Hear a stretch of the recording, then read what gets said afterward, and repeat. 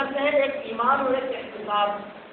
روزہ ایمان کے ساتھ رکھتے اور آخرت میں اجر و ثواب پانے کی امید کے ساتھ روزہ.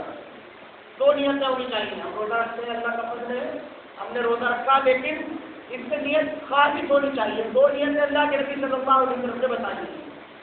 ایک چیز ہے ایمان کے ساتھ روزہ رکھنا. ہم صاحب ایمان ہے، اللہ نے ہمیں مومن بنایا ہے، اللہ کا فضل ہے ہم صاحب ایمان ہیں. تو ایمان ایک شرط ہے. اگر کوئی غیر مسلم روزہ رکھتا ہے جس کے پاس ایمان نہیں ہے، وہ ساری زندگی بھی روزہ رکھتا رہے، اس کو ثواب و اجر نہیں ملے گا.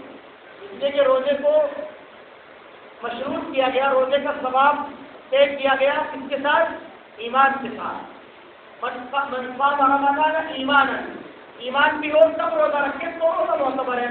ہم دیکھتے ہیں بہت سے غیر مسلم بھائی روزہ رکھتے ہیں، ان کا اعلان بھی ہوتا ہے فلاں صاحب نے روزہ رکھا اور اتنے سال سے روزہ رکھ رہے تھے. کئی مرتبہ ایسا ہوتا ہے کہ وہ نو مسلم ہے، اب اسلام قبول کیا تو وہ بتاتے ہیں کہ میں تو کئی سال سے روزہ رکھتا تھا، اسلام سے بہت قریب تھا، اسلامی تعلیمات سے تو بڑا متاثر تھا، اس لیے میں کئی سال سے مستقل روزے رکھ رہا تھا. لیکن ان روزوں کا کوئی اعتبار نہیں. اس روزے کا اعتبار ہے جو ایمان کی حالت کے اندر رکھا گیا. یہ پہلی شرط ہے. دوسری شرط ہے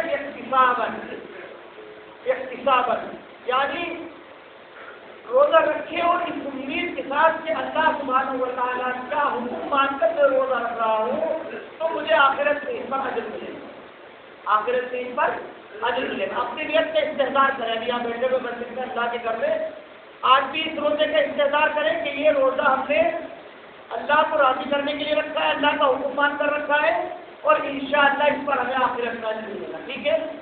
جو بھی روزہ ہم رکھیں اس میں نیت ہونی چاہیے کہ یہ روزہ اللہ کا حکم مان کر ہم رکھ رہے ہیں اور آخرت میں اس روزے پر ہمیں اجر و ثواب ملنے والا ہے. اللہ سبحانہ و تعالیٰ آخرت کے اس روزے پر ہمیں اجر و ثواب عطا فرمائے.